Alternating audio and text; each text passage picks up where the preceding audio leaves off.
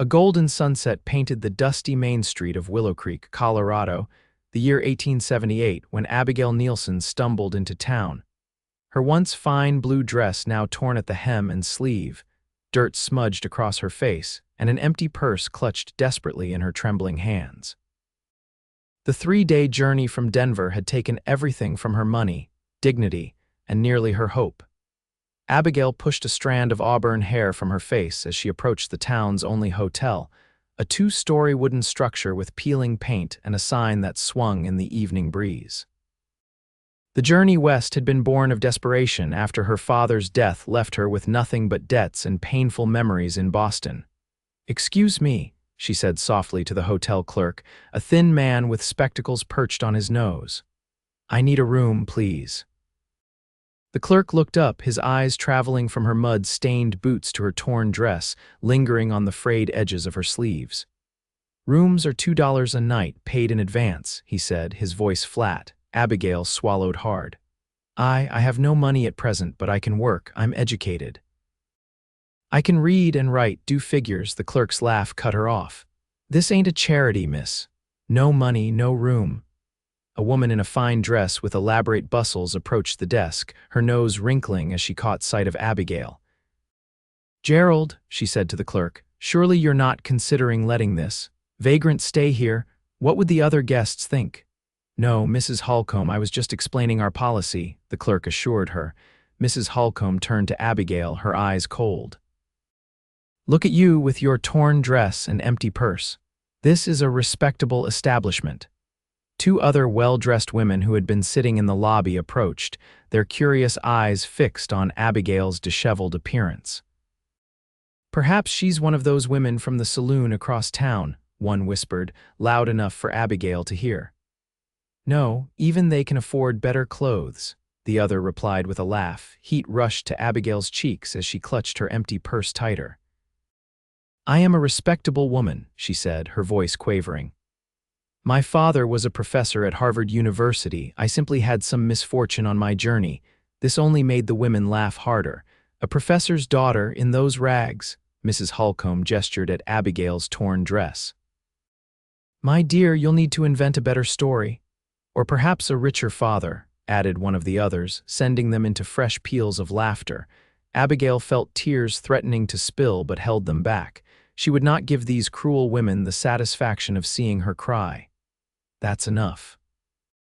The deep voice cut through the laughter like a knife. Abigail turned to see a tall man standing in the doorway, his broad shoulders silhouetted against the sunset outside. He stepped into the light, revealing a weather-beaten face beneath a wide-brimmed hat. His clothes were simple but clean denim pants, a faded blue shirt, and a leather vest.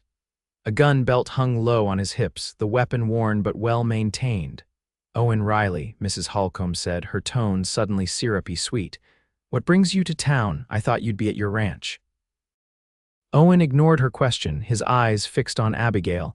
"These ladies giving you trouble, miss?" Before Abigail could answer, Mrs. Holcomb interjected.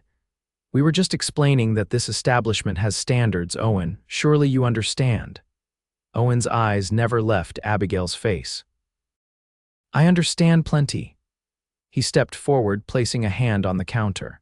"Gerald, give the lady a room. Put it on my account." The clerk hesitated. "Mr. Riley, I'm not sure she's richer than you'll ever be," Owen said quietly, his voice carrying in the sudden silence of the lobby, Mrs. Holcomb scoffed. "Richer? Look at her torn dress and empty purse."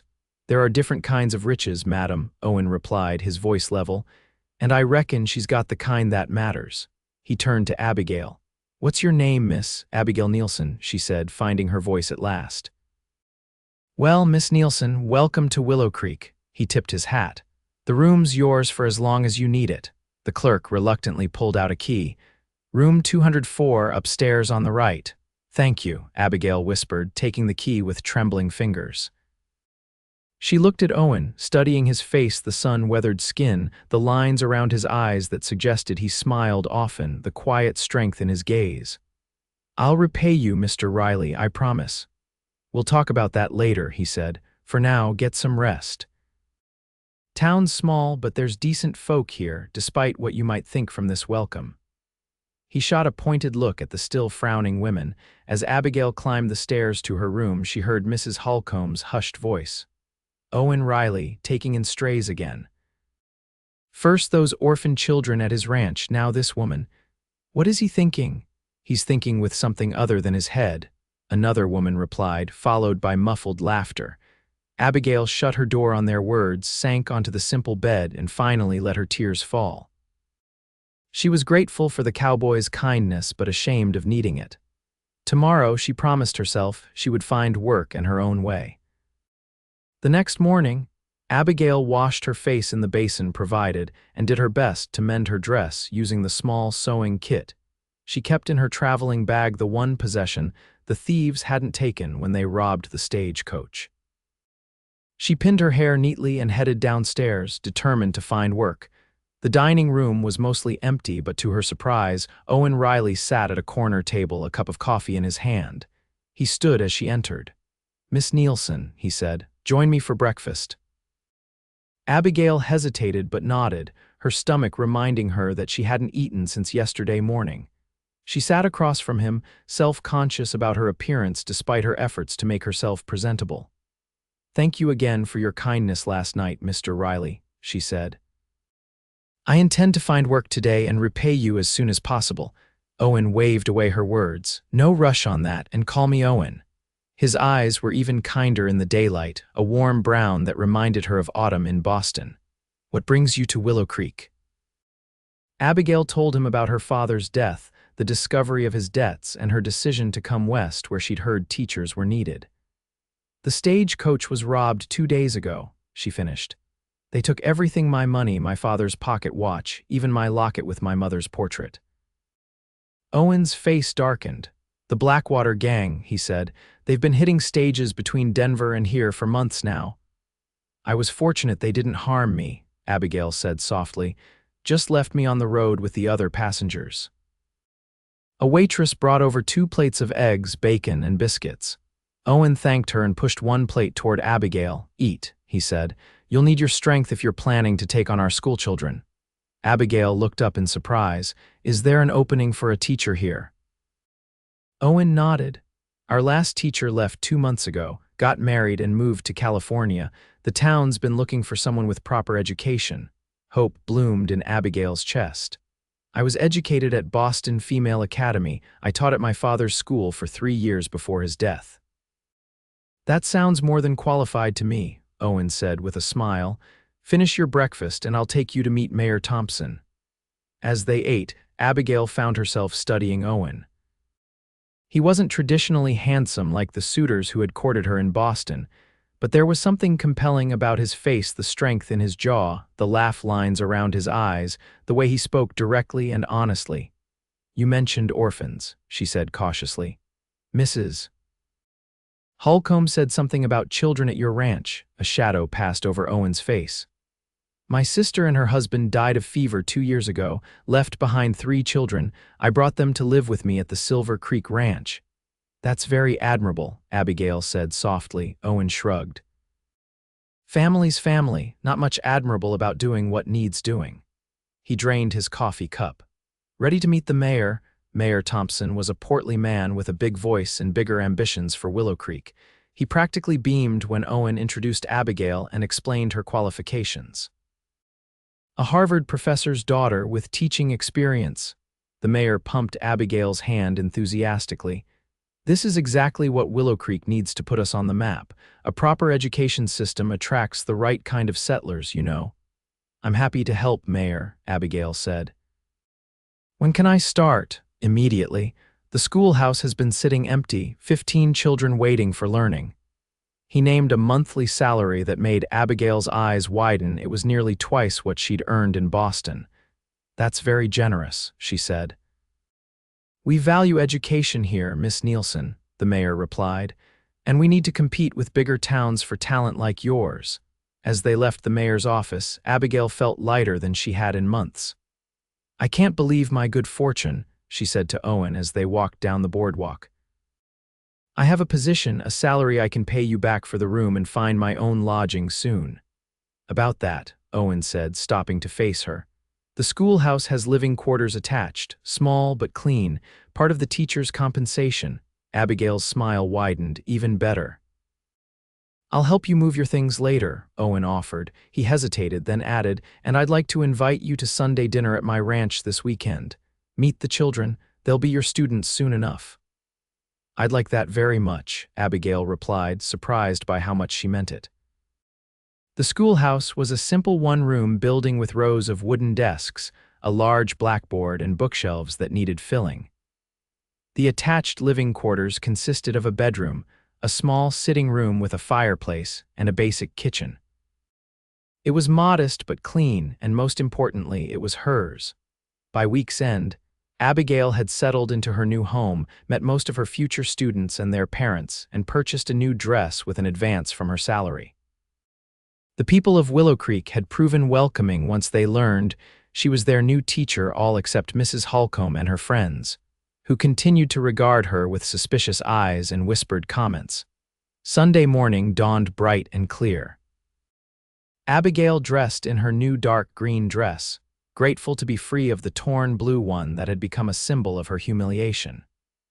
She attended the morning church service, where Reverend Collins introduced her formally to the congregation as Willowcreek's new teacher. After the service, Owen approached, his 3 nieces and nephews in tow. "Miss Nielsen," he said, tipping his hat, "may I introduce my family? This is Emma, she's 10, a solemn-faced girl with dark braids curtsied politely. William, 8. A boy with Owen's brown eyes and a missing front tooth grinned up at her. And Sarah, who's 6. The smallest child, with golden curls and a shy smile, half hid behind Owen's leg. "It's lovely to meet you all," Abigail said, kneeling to be at eye level with the children. "I'm going to be your teacher starting tomorrow." "Uncle Owen says you're from Boston," Emma said. "Is that very far away?" "Very far," Abigail confirmed. "I came on trains and a stagecoach to get here." "Did you see any Indians?" William asked eagerly. "William," Owen said, his tone warning. "It's all right," Abigail assured him. "I didn't see any Native Americans on my journey, William, though I've read a great deal about the different tribes. Perhaps we can learn about them in school." The boy nodded enthusiastically. "My wagon's out front," Owen said. "Ready for that dinner I promised?" The Silver Creek Ranch lay 7 miles outside town, a sprawling property with a sturdy 2-story house, a large barn, corrals, and pastures where cattle grazed. Mountains rose in the distance, their peaks still snow-capped even in early summer.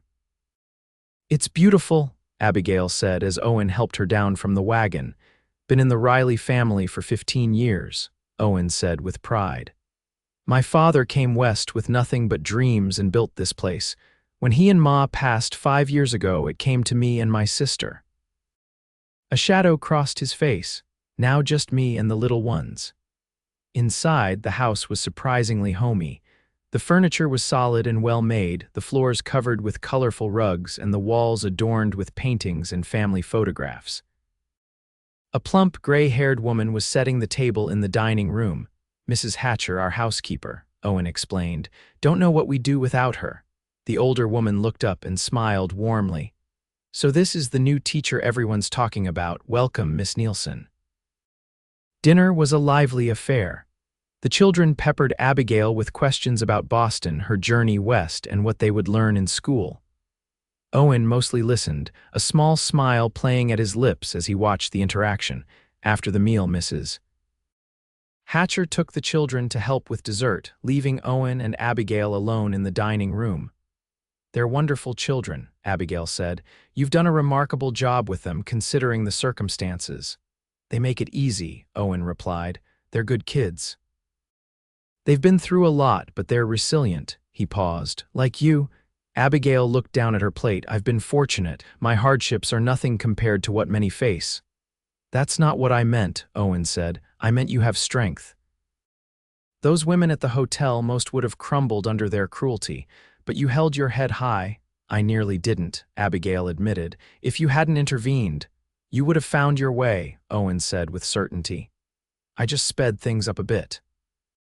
When it was time to leave, Owen insisted on driving her back to town himself, though she offered to ride with one of his ranch hands who was heading that way. As they drove under a sky ablaze with stars, Abigail found herself comfortable in the silence between them. It wasn't the awkward quiet of strangers, but the peaceful silence of those who didn't need words to fill the space.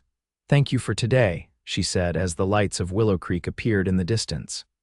"I haven't felt so welcome in a very long time." Owen glanced at her, his face half in shadow. "You belong here, Abigail. I knew at the moment I saw you standing up to those vultures at the hotel." The use of her first name sent a warmth through her that had nothing to do with the summer evening. School began the next day. 15 children ranging from 6 to 14 filed into the schoolhouse, their faces a mixture of curiosity, excitement, and in some cases, reluctance. Abigail soon discovered that the older boys were the most challenging, particularly Thomas Holcomb, Mrs. Holcomb's 13-year-old son, who clearly had been influenced by his mother's opinion of the new teacher. "My mama says you're just pretending to be educated," he said loudly during the first reading lesson, "that you're really running from something back east." The other children fell silent, watching for Abigail's reaction. Abigail set down her book and approached Thomas's desk. "Your mother is entitled to her opinion, Thomas, just as you are entitled to an education. Whether or not you believe I can provide that education is up to you, but I assure you, I can and will teach anyone willing to learn." Thomas flushed red but said nothing more that day. The weeks passed quickly as Abigail settled into her role as Willowcreek's teacher. Most of the town accepted her readily, impressed by her education and teaching methods. She introduced new books, organized a spelling bee, and started a small school garden where the children could learn about plants and responsibility. Every Sunday, she joined Owen and the children for dinner at Silver Creek Ranch.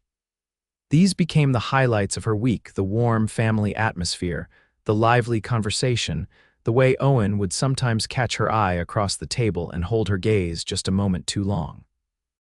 One such Sunday in late July, after the children had gone to bed and Mrs. Hatcher had retired for the evening, Owen invited Abigail to sit on the porch where a cool breeze offered relief from the summer heat. "The children adore you," he said, as they settled into rocking chairs. "Emma talks about you constantly. Miss Nielsen says this, Miss Nielsen showed us that." Abigail smiled. "She's a bright girl. All three of them are wonderful." "They've had a difficult time since losing their parents," Owen said, his voice low. "Especially Emma. She remembers them the most clearly. She speaks of her mother sometimes," Abigail said, "about how she used to sing to them at bedtime." Owen nodded, pain flickering across his face. "Hannah had a beautiful voice. She was my younger sister, but sometimes she mothered me more than our own mother did." He looked out at the darkened pastures. "I worry I'm not enough for them, a bachelor uncle trying to raise 2 girls and a boy." "You're more than enough," Abigail said firmly. "Those children are loved, educated, and secure. That's more than many have." Owen turned to look at her, his expression softening. "You know, when I told those women at the hotel that you were richer than they'd ever be, I meant it. You have a kind of wealth they can't comprehend: intelligence, compassion, resilience." Abigail felt her cheeks warm. "You saw all that in a woman with a torn dress and an empty purse." "I saw a woman who didn't break when the world tried to break her," he said simply. "That's rare, Abigail. Rarer than gold in these mountains." Something shifted between them that night, an acknowledgement of feelings that had been growing since that first meeting. When Owen drove her back to town, his hand found hers in the darkness of the wagon, his calloused fingers entwining with her softer ones.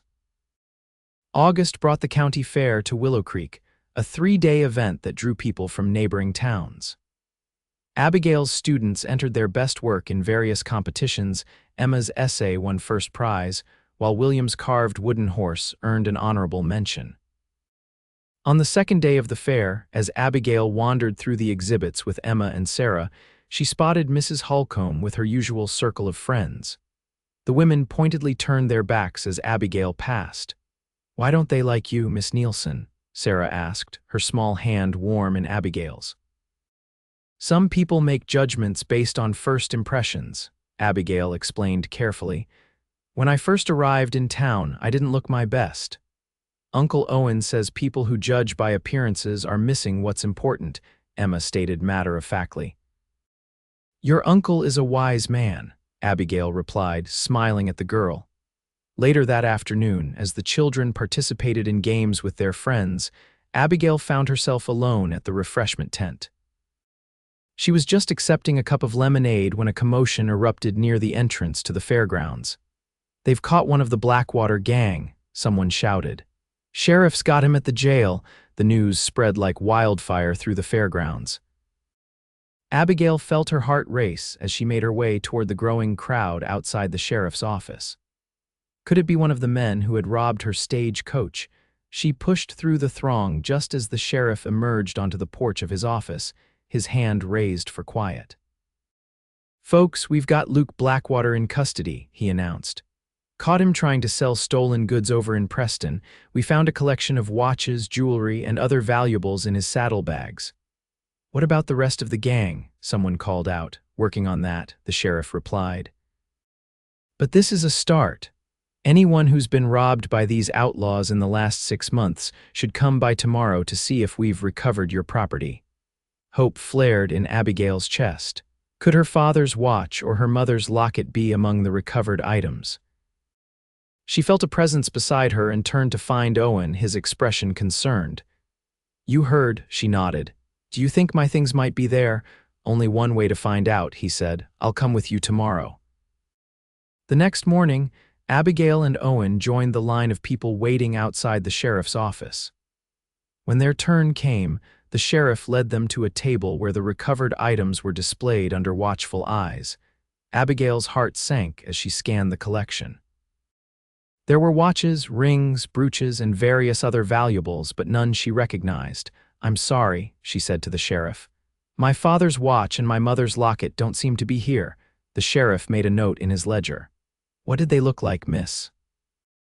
Abigail described the gold pocket watch with her father's initials engraved on the back and the heart-shaped locket containing a miniature portrait of her mother. I'll keep an eye out, the sheriff promised. Luke Blackwater claims the rest of the gang has a hideout in the mountains with more loot. If we find it, I'll let you know. As they left the sheriff's office, Abigail tried to hide her disappointment, but Owen read it in her face. I'm sorry, Abigail, he said gently. I know those items meant a lot to you. They were all I had left of my parents, she admitted, her voice catching. But I should be grateful. Many people never recover anything after a robbery. Owen hesitated, then reached for her hand. I have something to show you, he said. Would you ride out to the ranch with me this afternoon? Curious, Abigail agreed. After the fair concluded for the day, Owen brought his wagon around and they set off for Silver Creek Ranch. Instead of taking the main road to the house, Owen turned the wagon onto a narrower trail that wound up into the foothills. They climbed steadily for nearly 20 minutes before cresting a ridge that overlooked the entire valley. The view took Abigail's breath away. Silver Creek wound like a ribbon through the green pastures below. The mountains rose majestically in the distance, and the late afternoon sun bathed everything in golden light. Owen helped her down from the wagon and led her to a flat rock overlooking the vista. This is my thinking place, he said. I come here when I need perspective. Abigail understood why. The problems of daily life seemed smaller from this height, the beauty of the land a reminder of something greater than oneself. When Hannah died, Owen said quietly, I came up here every day for weeks, trying to make sense of why she was taken, why those children were left without parents, why I was suddenly responsible for 3 young lives. Did you find answers? Abigail asked. Owen shook his head. Not answers exactly, more like acceptance and purpose. He turned to face her fully. Abigail, I brought you here because I wanted you to see this place that means so much to me, and because I wanted to ask you something. Abigail's heart began to race as Owen took both her hands in his. These past 2 months, having you in our lives, it's changed things. For the children, of course, they adore you, but for me too. His voice grew softer.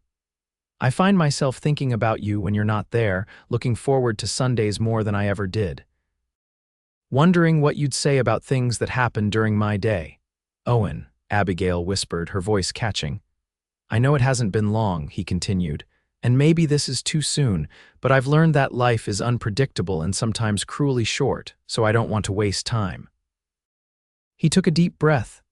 Abigail Nielsen, I'm falling in love with you, and I'd like your permission to court you properly. Tears sprang to Abigail's eyes, but they were tears of joy. Yes, she said, her voice stronger now. Yes, I'd like that very much.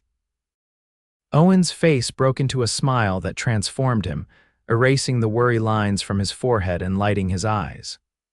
Slowly, giving her time to pull away if she wished, he leaned forward and kissed her a gentle, questioning kiss that deepened when she responded. When they finally parted, Abigail found herself laughing through her tears. When I was robbed on that stagecoach, I thought it was the worst thing that could happen to me, she said. But if I hadn't arrived in Willowcreek with a torn dress and an empty purse, we might never have met. Sometimes our greatest blessings come disguised as misfortunes, Owen said, tucking a strand of hair behind her ear. The autumn brought changes to Willowcreek. The school enrollment increased to 20 children as new families moved to the area. Abigail's reputation as an excellent teacher spread, and even Mrs. Holcomb grudgingly admitted that her son Thomas was showing improvement in his studies. Owen formally courted Abigail through those golden autumn months, taking her on rides through the countryside, bringing her wildflowers from the hills, and sitting beside her in church each Sunday. The children, especially Emma, were delighted by this development, though William occasionally complained that all the kissing was gross. In November, the sheriff's posse finally located the Blackwater gang's hideout after a tip from a local hunter. In the ensuing shootout, 2 gang members were killed and 3 captured. Among the recovered loot, miraculously, were both Abigail's father's pocket watch and her mother's locket. It's a sign, Owen said when the sheriff delivered the items to the schoolhouse. A sign that the past isn't lost, just waiting to be reclaimed. As Christmas approached, Owen invited Abigail to spend the holiday at Silver Creek Ranch. The house was festooned with pine boughs and red ribbons. Mrs. Hatcher outdid herself preparing a feast, and the children were nearly bursting with excitement over their gifts and the special visitor they expected. On Christmas Eve, after the children had hung their stockings and gone to bed with promises that they wouldn't peek until morning, Owen led Abigail to the fireplace in the parlor. A small box wrapped in silver paper sat on the mantel. I have something for you, he said, taking the box and placing it in her hands. Something I've been saving for the right moment. Abigail unwrapped the gift carefully. Inside was a small velvet box. Her hands trembled slightly as she opened it to reveal a gold ring with a small, perfect diamond flanked by 2 sapphires. It was my mother's, Owen said softly, and her mother's before that. He took her free hand in his. Abigail Nielsen, these past months have been the happiest of my life. You've brought light back to this house and love back to my heart. Would you do me the honor of becoming my wife? Tears filled Abigail's eyes. Yes, she whispered, with all my heart, yes. Owen slipped the ring onto her finger, then pulled her into his arms for a kiss that promised a lifetime of happiness. The wedding took place on New Year's Day, a symbol of new beginnings. The entire town turned out for the ceremony at the small church, even Mrs. Holcomb, who surprised everyone by bringing a hand-embroidered tablecloth as a gift. Perhaps I misjudged you, she said stiffly to Abigail before the ceremony. My Thomas says you're the best teacher they've ever had. Abigail smiled. Thank you, Mrs. Holcomb. That means a great deal coming from you. As Abigail walked down the aisle to where Owen waited, handsome in a new suit, his face alight with love, she thought about the journey that had brought her here. From the privileged but restricted life in Boston to the desperate flight west, from humiliation in a hotel lobby to finding her place in this community, every step, even the painful ones, had led her to this moment. Owen took her hands in his as she reached him, his eyes never leaving her face. You look beautiful, he whispered. Reverend Collins smiled at the assembled congregation. Friends and neighbors, we are gathered here today to witness the union of Owen Riley and Abigail Nielsen.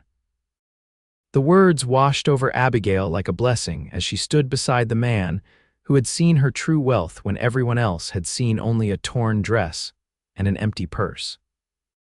As they exchanged vows, Abigail knew that she had found not just a husband, but a home and a family, the truest riches anyone could possess.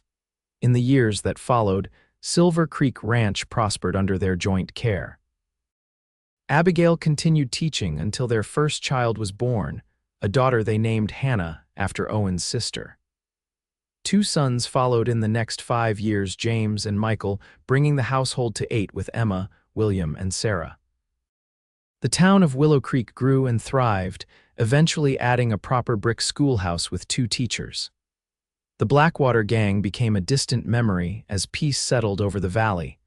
On their 5th wedding anniversary, Owen brought Abigail back to the ridge overlooking the ranch. The view was the same, breathtaking in its beauty, but much had changed in their lives. "Are you happy?" Owen asked, his arm around her waist as they watched the sun sink toward the mountains. Abigail leaned her head against his shoulder. "Happier than I ever dreamed possible," she said truthfully. "When I think about that day I stumbled into Willowcreek, so lost and alone." "You were never really lost," Owen said, pressing a kiss to her temple. "You were just finding your way home." As they turned to walk back to the wagon where their children waited, Abigail realized that Owen had been right from the very beginning. Her wealth had never been in her purse or her dress or even in her education. It had been in her heart all along, in her capacity to love and be loved, to build a life from nothing, to find joy even after sorrow. And that was a richness beyond measure.